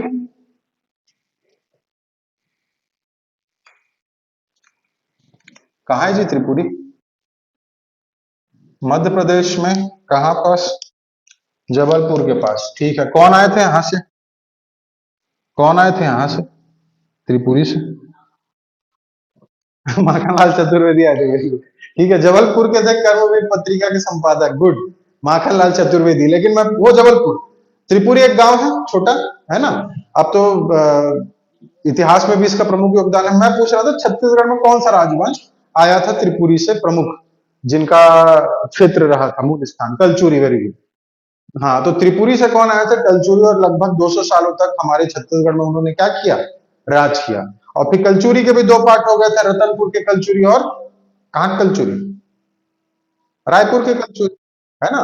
लेकिन मेन ब्रांच कौन सा था, त्रिपुरी वाला था। तो त्रिपुरी से भी बहुत सारे प्रश्न आते हैं कि त्रिपुरी से आने वाले प्रथम राजा कौन थे छत्तीसगढ़ के, कलचुरी में, जिसका नाम हम लोग पहले पढ़ते हैं, कौन थे? कोक्कल देव के 18 पुत्रों में से वो ठीक है, लेकिन शुरुआत में प्रमुख राजा कौन? लिस्ट कहां से बनना चालू होता है? कलिंगराज। Very good, Kalingaraj. कलिंगराज के बाद फिर कमलराज। गुड। अब थोड़ा सा त्रिपुरी की बात आ जाए तो थोड़ा भारतीय इतिहास का प्रश्न जो इंपॉर्टेंट उसको देख। कमलराज। कमलराज के बाद फिर कौन हुआ? रत्नदेव प्रथम। और कमलराज के दरबार में एक बहुत धाकड़ व्यक्ति रहता था। कौन? जिसको उड़ीसा से लाए थे जीत के, योद्धा, सेनापति बनाए उसको। साहिल, है ना? यार पढ़े कि नहीं पढ़े? सब पढ़े हो। साहिल, है ना? और साहिल, हाँ, साहिल के ही वंशज हैं। आगे जब हम लोग पढ़ते हैं कि कलचुरी काल के कहानियों को कौन से गीत के माध्यम से बताया जाता है? कौन से गीत के माध्यम से बताया जाता है कलचुरी काल के कहानियों को, उसके इतिहास को? गोपल्ला गीत के माध्यम से। हाँ, गोपल्ला गीत। तो गोपल्ला गीत किसके नाम से है? तो गोपाल राय के नाम से। गोपाल राय कौन था? तो पहलवान था, उसके राज दरबार में था, ठीक है, अंगरक्षक, सेना को संभालने के तौर पे कार्य करता था, है ना? और वो गया हुआ था, वो भी दिल्ली, कल्याण साहिब, ये सब पढ़े हैं इतिहास में। तो गोपाल राय किसका वंशज है? तो उसी साहिल्य का वंशज है जो उड़ीसा से लाए थे जीत के, ठीक है। तो कमलराज, कमलराज के बाद रत्नदेव प्रथम, रत्नदेव प्रथम, फिर पृथ्वीदेव, पृथ्वीदेव के बाद जाजल्य देव प्रथम। और जाजल्य देव प्रथम की क्या खासियत थी? वो सबसे प्रतापी था और उसने यही त्रिपुरी की अधिसत्ता, बोला कि मैं तेरे अंडर नहीं रहूंगा। हाँ, तो यही त्रिपुरी। तो त्रिपुरी आपको याद रखना है, मध्य प्रदेश, जबलपुर के निकट क्षेत्र, वहीं पे यह अधिवेशन था, है ना? और इस अधिवेशन की खासियत क्या थी कि यहाँ पे चुनाव हुए थे अध्यक्ष के पद को लेकर, है ना? और दो लोग खड़े थे, एक जगह खड़े थे हमारे, तुम मुझे खून दो और मैं तुम्हें आजादी दूंगा, ये जो नारा दिया था, किसने कहा था? नेताजी सुभाष चंद्र बोस। और दूसरी जगह पे हमारे खड़े थे साउथ के सबसे हीरो, कौन? पट्टाभी सीतारमैया जी। तो ये इंडिविजुअल खड़े थे, कौन? इसको मतलब लोग खड़े करवाए कि आप, हम आपके सपोर्ट में करेंगे करके, सुभाष चंद्र बोस जी।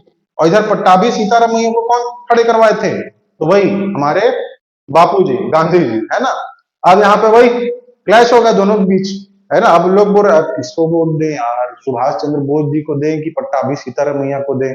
अब चुनाव हुआ, चुनाव में भी क्या हुआ, कौन जीत गए? सुभाष चंद्र बोस जी, है ना? वहां पे जितने भी कांग्रेस के सदस्य थे बोले नहीं, युवा जोश को हम क्या देंगे, वोट देंगे करके, ठीक है। तो यहाँ पे सुभाष चंद्र बोस जी, अब ऐसा नहीं कि युवा थे करके वोट दीजिए, उनकी वाक पटुता, उनके जो उन्होंने कार्य किए थे और उनकी दूरदर्शी स्वभाव को लेकर वहां पे क्या दिया गया था, उनको अध्यक्ष पद दिया गया था, है ना? और यहाँ पे गांधी जी किसको खड़ा किए? पट्टाभी सीतारमैया जी को। तो पट्टाभी सीतारमैया क्या हुए? हार गए चुनाव। तो यहाँ पे गांधी जी ने एक लाइन कहा था जिसको हम लोग पहले भी पढ़े हैं कि पट्टाभी की हार मेरी हार है। Very good. हाँ, है ना? पट्टाभी की हार मेरी हार है, ये लाइन उन्होंने कब कहा? तो इसी त्रिपुरी अधिवेशन में कहा था, ठीक है। लेकिन बाद में फिर गांधी जी देखे, सुभाष चंद्र बोस जी देखे कि गांधी जी क्या हो गए हैं, नाराज हो गए, तो बाद में उन्होंने छोड़ भी दिया कांग्रेस, है ना? फिर आगे की कहानी आपको पता ही है। तो यहाँ पे सुभाष चंद्र बोस जी क्या है? अध्यक्ष थे, ठीक। और यहाँ पे जो इंपॉर्टेंट पॉइंट आता है, हम लोग छत्तीसगढ़ के भूगोल में पढ़ते हैं, जब छत्तीसगढ़ राज्य का गठन पढ़ते हैं 1939 करके, त्रिपुरी अधिवेशन, और क्या पॉइंट पढ़ते हैं? राज्य का गठन समय, हाँ, कि यहाँ के लोग गए इस अधिवेशन में भाग लेने, तो उन्होंने क्या किया? पृथक छत्तीसगढ़ की मांग की। और यहाँ के लोगों का नेतृत्व किसने किया था मांग रखने के लिए? पंडित सुंदरलाल शर्मा जी। वेरी गुड, है ना? तो वही सब पॉइंट्स को और जो जो इंपॉर्टेंट है वो सब लिखते हैं। तो सबसे पहले लिखिए कि कब हुआ यह अधिवेशन? तो 1939 में, 1939 दिसंबर माह। नेक्स्ट पॉइंट, कहां हुआ? तो त्रिपुरी, जबलपुर, मध्य प्रदेश।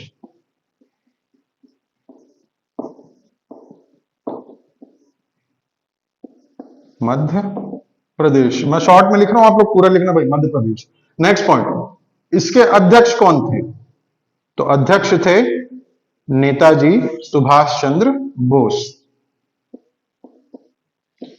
तो जो नए लोग हैं उनके लिए बता दूं यहाँ पे कि गांधी जी मतलब नीचा दिखाना चाह रहे थे क्या सुभाष चंद्र बोस जी को, उनको खड़ा कर दिए पट्टाभी जी को, ऐसा कुछ नहीं है, है ना। गांधी जी को लगा कि यहाँ पे एक अनुभव व्यक्ति की जरूरत है अध्यक्ष के तौर पे, है ना, और वो चाह रहे थे कि वो पट्टाभी जी हो, है ना, क्योंकि भाई एक व्यक्ति है सब लोग, है ना, तो सबकी अपने अलग अलग सोच थी।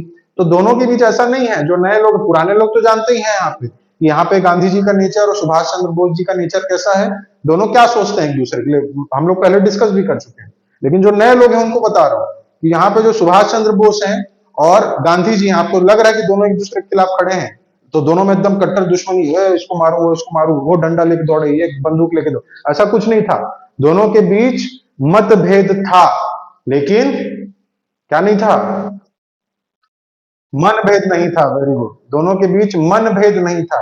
मैं इसका भी सपोर्ट करता हूं कि आपके और मेरे बीच मतों का भेद हो सकता है, आपके जो थॉट्स हैं वो अलग, मेरे अलग हो सकते हैं, लेकिन दोनों के बीच मन भेद नहीं होना चाहिए, है ना। तो दोनों के बीच मतभेद था, मत को लेके कि वो अलग विचारधारा वाले थे, नेताजी गांधी जी अलग विचारधारा वाले थे, लेकिन सपोर्ट करते थे एक दूसरे का सम्मान करते थे। इसीलिए गांधी जी को जो राष्ट्रपिता है वो भी किसने कहा है, फादर ऑफ नेशन करके सुभाष जी ने कहा है। कहां से कहा है, वेरी गुड, रंगून रेडियो से कहा है, वेरी गुड, है ना। ये भी प्रश्न पूछा गया है कि उपाधि किसने दी थी गांधी जी को, तो नेताजी नहीं दी थी, कहां से दी थी, तो रंगून रेडियो से, ठीक है, म्यांमार वाला। तो अब भाई मनभेद होता, अरे मैं नहीं बोलूंगा बाबा को, हट, मैं क्यों बोलूं उसको, तो ऐसा रहता अगर, तो राष्ट्रपिता बोलते क्या, फादर ऑफ नेशन करके संबोधित करते क्या गांधी जी को, नहीं करते, ठीक है। अगर ऐसा रहता तो वो हम लोग क्या है, अब देखो क्या होता है, हम जिसको सपोर्ट करते हैं या हम जिसको चाहते हैं ना, तो अंधे तरीके से चाह लेते हैं। वो हम लोग वो नहीं जानते कि एकदम मतलब अंधे तरीके से का अर्थ यह है कि बिना जाने समझे बिना पढ़े हम लोग एकदम अधूरी जानकारी के तौर पे, अब भाई हम उनके सपोर्टर हैं सुभाष चंद्र बोस जी के, है ना, तो हम जब बोलेंगे नहीं वो गांधी जी उनको खिलाफ खड़ा हो गए थे, तो हम सब सुभाष जी को चाहते हैं, तो गांधी जी अच्छे व्यक्ति नहीं, है ना। दोनों दोनों एक दूसरे से नहीं लड़ रहे हैं, और हम लोग एक दूसरे के खिलाफ लड़ रहे हैं, जैसे कि होता है भी है पॉलिटिकल पार्टी में, इधर कांग्रेस इधर बीजेपी, जनता यहाँ पे जो कार्य करता है आपस में ही लड़ जाते हैं, है ना, और उधर दोनों नेता लोग बैठ के एक दूसरे के साथ चाय पी रहे हैं, और इधर जो कार्यकर्ता आपस में ही लड़के एक दूसरे के सर फोड़ रहे हैं, हम नहीं इधर कांग्रेस वाले नहीं बीजेपी वाले, होता है कि नहीं होता है, देखे भी हो आप लोग। हाँ अभी उनके लिए था, हाँ हाँ, दिल से सब चाह रहे थे कि उन्हीं को मुख्यमंत्री बनना है करके, लेकिन अब जो आदेश जैसा भी हुआ होगा, तो वही चीज है यहाँ पे, है ना। बाकी अंदरूनी मामला और दोनों के बीच क्या थे वो हम लोग नहीं जानते। तो यहाँ पे जैसा कि हम लोग बोलते हम लोग पढ़ रहे हैं यहाँ पे, है ना, और हम प्रशासनिक अधिकारी बनने वाले हैं, आप सब बनेंगे कि नहीं बनेंगे, बनना ही है। तो आपको क्या रहना है, तटस्थ रहना है एक दूसरे को, चाहे वो व्यक्ति की बात हो, है ना, आपको उसको भी गहराई से समझना है, आप गांधी जी की विचारधारा को भी समझिए, ऐसा नहीं कि व्हाट्सएप यूनिवर्सिटी वाला ज्ञान देके फेल दिए, है ना, अरे गांधी जी ठीक नहीं है, ये है वो है फलाना है ढिकाना है करके, है ना, वो भी नहीं होना चाहिए। गांधी जी के क्या विचार थे, क्या चीजें थी, वो चीज को आपको आत्मसात करना है, समझना है। यहाँ पे सुभाष चंद्र बोस जी की स्थिति को समझना है, वीर सावरकर जी को समझना है, सब चीज को समझना है। आपको मैं पहले भी बोला था कि यहाँ पे जो सुभाष सुभाष चंद्र बोस जी थे, वो अपने ही क्षेत्र में कटक बंगाल क्षेत्र में ही कार्य कर रहे थे, और क्या कर रहे थे, जितने भी अंग्रेज लोग थे, है ना, उनकी मूर्तियों को क्या कर रहे थे, जूता माला पहना के काली पोत के सीधा तोड़ दे रहे थे। तो एक व्यक्ति उनको बोले कि ये तुम्हारे लायक काम नहीं है, तुम इससे बहुत बड़ा कार्य करने के लिए क्या हुए हो, पैदा हुए हो, है ना। उनको प्रेरित किए कौन, वीर सावरकर जी, है ना, किनको, सुभाष चंद्र बोस जी को, तब वो छोड़े और फिर इधर पूरा आजाद हिंद फौज खड़ा कर दी, है ना। तो यहाँ पे आपको सभी महापुरुषों के, सभी व्यक्तियों के विचारों को सम्मान देते हुए समझना है, एकदम एक को लेके कि नहीं, क्योंकि सभी हमारे पूर्वज हैं, गांधी जी भी, वीर सावरकर भी, भगत सिंह भी, चंद्रशेखर आजाद भी, जवाहरलाल नेहरू भी। तो यहाँ पे आपको गलती भी समझनी है कि यहाँ पे क्या हो सकता था, तो कैसे हो गया। जैसे कि जवाहरलाल नेहरू जी की गलती कश्मीर वाली सब जान रहे हैं, तो उसी एक गलती को लेकर उनके पूरे उस पे सवाल खड़े करना, वो चीज गलत हो जाता है ना। तो यहाँ पे हम प्रशासनिक अधिकारी बनने वाले हैं, आप सब बनेंगे, है ना, मैं जैसा चाहता हूं और सब चाह रहे हैं कि सब बनेंगे। तो यहाँ पे आपको भी जब काम करोगे, तो ऐसा नहीं कि ये मेरे समाज का व्यक्ति है तो मैं क्या करूं, ये इसका सपोर्ट करूंगा, ये दूसरे उसका है, ये तो मेरे से झगड़ा कर दिया था, है ना, यहाँ के लोग मेरे घर वालों को ये बोल दिया था तो मैं बदल लूंगा अधिकारी। नहीं, ये चीज को लेके अगर आप कर रहे हो, है ना, तो वो लॉस कभी ना कभी घूम फिर के आपके पास ही आएगा।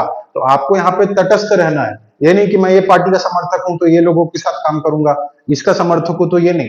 तटस्थ रहते हुए आपको दोनों तरीके से, इधर से भी उधर से भी, है ना, आपसे किसी की एकदम पर्सनल दुश्मनी या पर्सनल एकदम दोस्ती रख के नहीं करना है।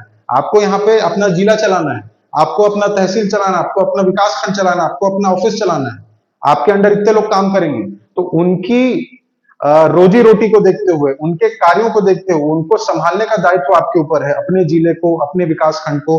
तो आपको कैसे व्यवहार करना है वो अभी से समझते हुए चलना है ना। ये पढ़ते पढ़ते भी ऐसा नहीं कि सिर्फ फैक्ट्स याद करना है कि 39 में त्रिपुरी याद करो रे, हो गया, एग्जाम में पूछेगा याद कर लो, ऐसा नहीं, समझते हुए चलना है। तो यहाँ पे दोनों की मानसिकता आप देखिए, दोनों एक दूसरे के खिलाफ खड़े हैं, लेकिन मतभेद है लेकिन मनभेद नहीं है, सम्मान है दूसरे के, एक दूसरे के प्रति। तो यहाँ पे वो लाइन लिख लीजिए भाई, है ना, कि पट्टाभी सीतारमैया को किसने खड़ा किया? गांधी जी ने। हाँ, तो प्रमुख लिख लो क्या क्या चीजें इस अधिवेशन से संबंधित है। फर्स्ट पॉइंट तो यही लिख लिए, गांधी जी ने अध्यक्ष के पद के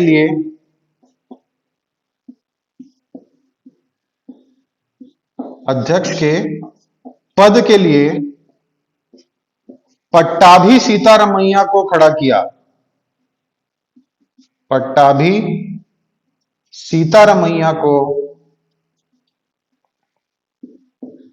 खड़ा किया, लेकिन उनकी हार हुई।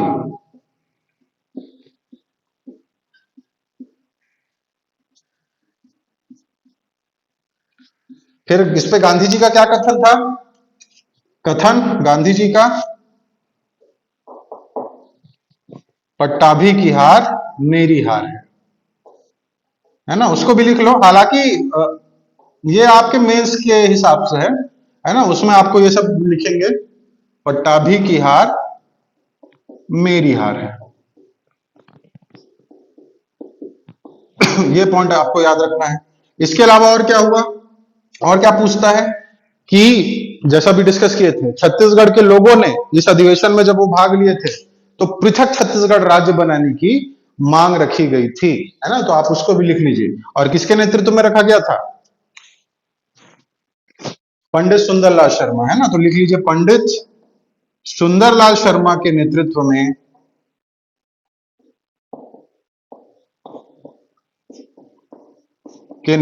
में छत्तीसगढ़ के लोगों द्वारा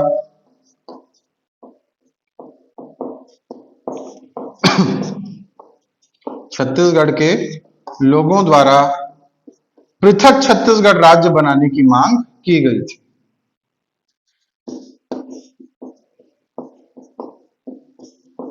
और ये किसी बड़े अधिवेशन में किया जाने वाला प्रथम प्रयास है ना। और ऐसे आपस में जिला परिषद ये सब कर रहे थे अपने अपने क्षेत्र में, लेकिन कांग्रेस का जो बड़ा अधिवेशन था, क्योंकि वार्षिक अधिवेशन था, सभी राज्यों के लोग यहाँ पे आए थे, प्रांतों के लोग यहाँ पे आए हुए थे, तो किसी बड़े मंच पे किया जाने वाला ये प्रथम प्रयास था, है ना। तो छत्तीसगढ़ के लोगों द्वारा पृथक छत्तीसगढ़ राज्य बनाने की मांग की गई। क्लियर है? क्लियर है। अब जैसा कि आपको पता है क्या होता होगा, क्या लगता है अधिवेशन में सब लोग आते होंगे, भाषण देते होंगे, उसके बाद चाय पी के चले जाते होंगे, ऐसा? मुद्दों पर पहले से मुद्दे बनाए जाते हैं कि इन मुद्दों पर चर्चा होगी। अब वहां पे अगर मैं जैसे कि होता है ना, कोई आप भाषण सुनने गए हो या कहीं गए हो, थोड़ा सा एकदम आप कोई लेक्चर वेक्चर सुनते हो तो बोर लगने लगता है, जैसे अभी भी आप लोग को बोर लग रहा होगा कई लोग को, है ना। तो यहाँ पे क्या होता था उसमें, क्योंकि एक दिन का अधिवेशन, 1 घंटे का अधिवेशन नहीं होता था, है ना, 2 से 3 दिन का अधिवेशन होता था। और उस 2 से 3 दिन के अधिवेशन में अगर सिर्फ आके नेता क्या दे रहा है, भाषण दे रहा है, दूसरा नेता नया भाषण दिया, ऐसा से करना है, ये करना है, वो करना है, तो आदमी क्या होगा, बोर हो जाएगा। एक समय सबकी एक क्षमता होती है, कैपेसिटी होती है झेलने की, जैसे अभी आप लोग झेल रहे होगे, झेल रहे हो क्या जी? है? नहीं सर, ठीक है। तो उस समय क्या होता भाई, एंटरटेनमेंट चाहिए बीच बीच में, है ना? तो उस समय जो 2 से 3 दिन का अधिवेशन होता था, तो उस समय ऐसा बड़ा प्रोजेक्टर लगा के पिक्चर दिखा रहे हैं, रंग दे बसंती या शोले चल रहा है, इस टाइप का तो नहीं होता था।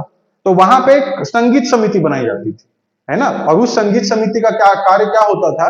भजन गाने का है, और देश प्रेम से जुड़े, राष्ट्र से जुड़े गीत गाना है ना? तो इस तरह से क्या होता था, लोगों का थोड़ा मन भी बहलता था, और राष्ट्र जागरण में क्या कार्य हुआ, वो संगीत के माध्यम से, भजन के माध्यम से प्रेरित करने का, जागरूक करने का काम चलता था। तो वहां पे एक संगीत समिति भी बनाई जाती थी, अलग अलग समितियां। खाने की एक अलग समिति होती थी, जो क्या व्यवस्था देखती थी कि जो जितने भी सदस्य आए हैं, वो उनके नाश्ते की, चाय नाश्ते की व्यवस्था करना। एक समिति होती थी जो उनके रहने की व्यवस्था करती थी। एक समिति होती थी जो भाषण इत्यादि क्या क्या, कौन कौन कैसे कैसे देने वाले हैं, वो तैयार करती थी। वैसी एक समिति होती थी संगीत समिति। और वो इसलिए इंपॉर्टेंट हो जाता है कि जो संगीत समिति बनी थी, उसके जो अध्यक्ष थे, वो यहीं के थे। कहाँ के? हमारे छत्तीसगढ़ के। नाम आपको पता चल गया होगा किनकी बात कर रहा हूं, जिनको बाजा मास्टर कहा जाता है, पंडित पी। वेरी गुड, ये चर्चा भी कर चुके थे पहले, और कला संस्कृति में पढ़े भी हैं। पंडित पचकोड़ प्रसाद पांडे जी, है ना? वो क्या थे? यहां संगीत समिति के अध्यक्ष थे। ठीक है, लिख लीजिए भाई, संगीत समिति के अध्यक्ष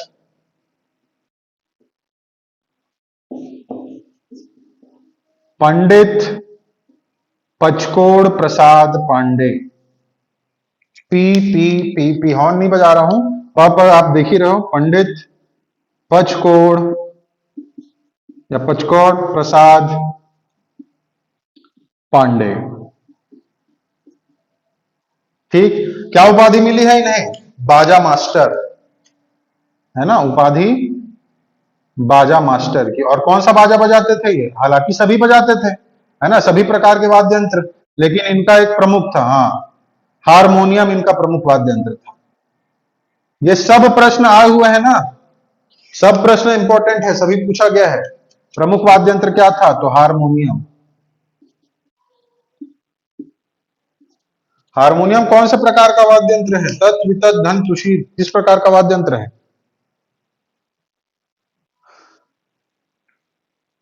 तत्, वितत, किसमें आएगा? तत् क्या होता है?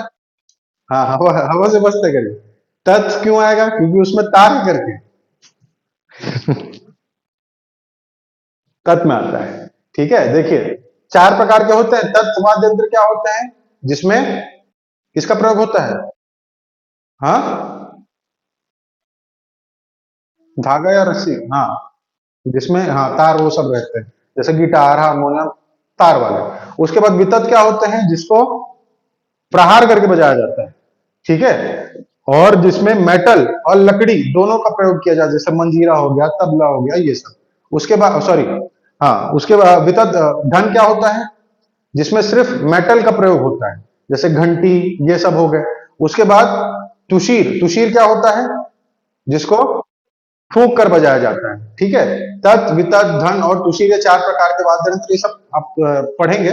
तो यहाँ पे हारमोनियम जो है, ये इनका क्या था? प्रमुख वाद्य यंत्र था। किनका? पंडित पचकोड़ प्रसाद पांडे जी का। उपाधि बाजा मास्टर के रूप में याद रखना है। इसके अलावा जैसा कि अभी बताया कि सब हैं, बहुत लोग हैं, और पूरे देश के लोग सदस्य आए हैं हुए कांग्रेस के, तो ऐसी थोड़ी अनशन करेंगे वहां पे खाली पेट, है ना भाई? खाने वाने की व्यवस्था तो होगी। तो यहाँ पे छत्तीसगढ़ के एक राजा थे, जिन्होंने राशन सामग्री पहुंचाई थी, जिसको हम लोग शायद पहले भी एक बार डिस्कस किए हुए हैं। कहाँ के राजा थे? कौन सी रियासत? सरगुजा रियासत के राजा।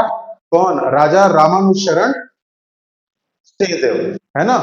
और उस समय ऐसा ट्रक व्रक तो नहीं था, जैसे कि अभी अयोध्या गया हुआ है ट्रक हमारा, कितने टन चावल गया है?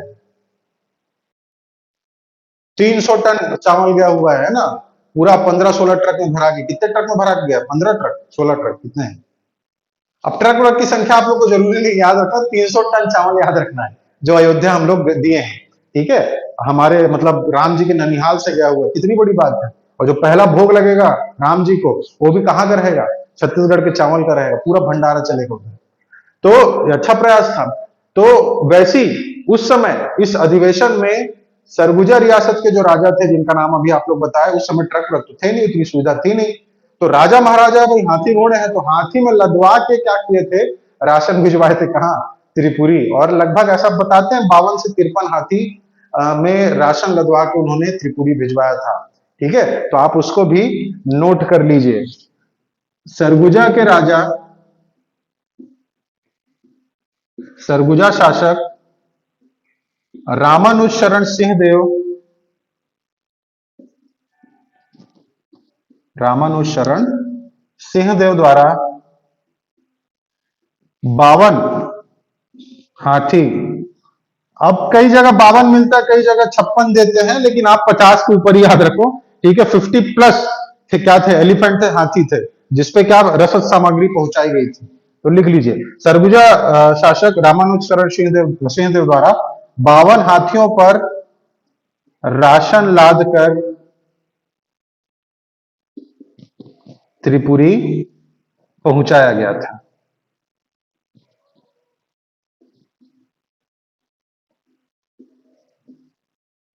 ठीक, तो ये चीज भी आपको याद रखना है। ये सब संबंधित है किससे, त्रिपुरी अधिवेशन से।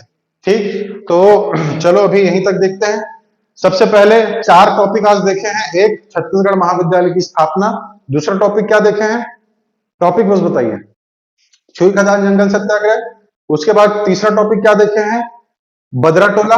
और चौथा देखे हैं कौन सा, त्रिपुरी अधिवेशन। त्रिपुरी अधिवेशन में ये चारों पॉइंट इंपॉर्टेंट है। पहला, पट्टाभी जी की हार है।